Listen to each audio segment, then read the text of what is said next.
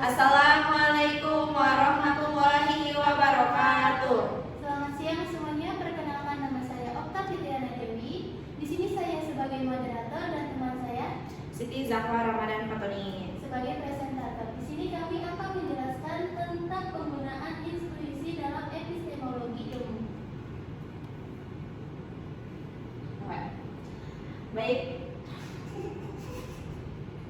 Baik, di sini ada latar belakang.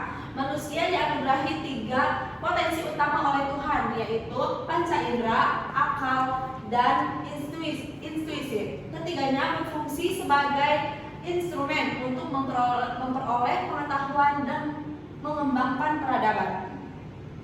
Dalam tradisi Islam, potensi-potensi ini ditegaskan dalam berbagai ayat Al-Quran yang menunjukkan bahwa manusia diberi kemampuan untuk melihat, mendengar, berpikir, dan merasakan secara intuitif.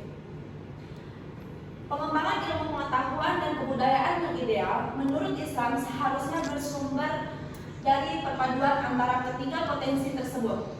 Metode perolehan pengetahuan yang bertumpu pada panca indera dan akal telah melahirkan berbagai model ilmiah seperti observasi, eksperimen, analisis, dan logika.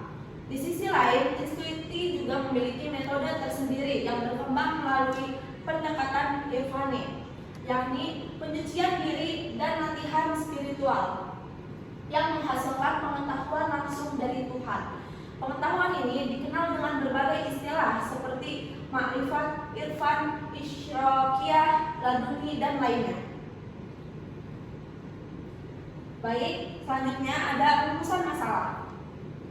Yang pertama, bagaimana peran panca indera, akal, dan intuisi dalam perolehan pengetahuan menurut perspektif Islam. Yang kedua, bagaimana metode ilmiah dan metode intuitif atau irfani bekerja dalam menghasilkan pengetahuan. Yang ketiga, apa bentuk pengetahuan yang diperoleh melalui pendekat intuitif seperti makrifat atau ilmu laduni.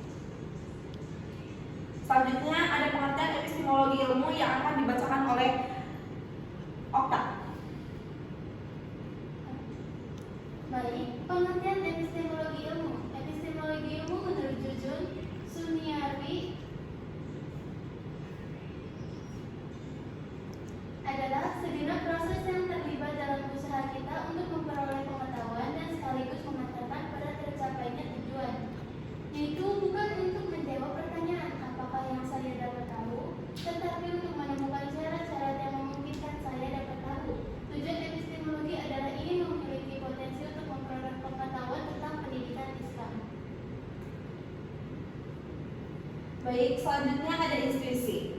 Intuisi dapat diartikan perasaan batin atau getaran jiwa yang dapat merasakan sesuatu. Yang selanjutnya menimbulkan pengaruh ke dalam sikap, ucapan, dan perbuatan. Intuisi yang tertinggi dalam mengambil bentuk wahyu, sebagaimana dialami para nabi. Baik, selanjutnya intuisi sebagai metode ilmiah.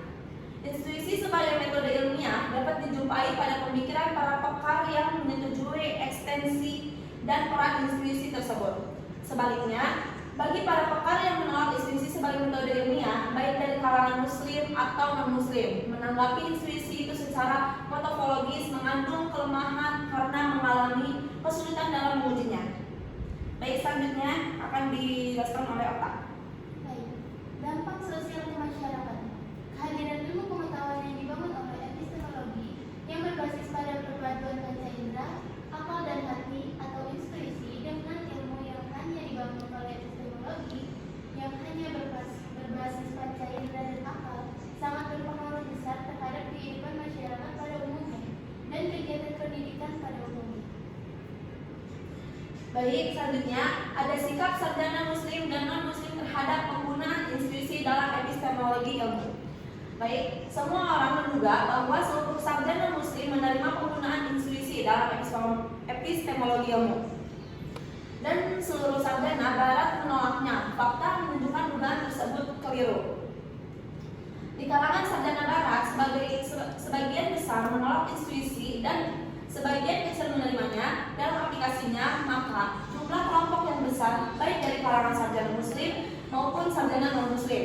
Itulah yang akan mendominasi. Akibatnya, epistemologi ilmu di kalangan sarjana muslim didominasikan oleh pendekatan bayani dan irfani. Sedangkan di kalangan sarjana non-muslim dinominasikan oleh pendekatan ijbari, burhani, dan jadali, yakni observasi, eksperimen, dan kebebasan penggunaan akal atau rasionalisme, liberalisme, pragmatisme, dan turunannya. Baik, selanjutnya penutup yang akan dibacakan oleh Peter.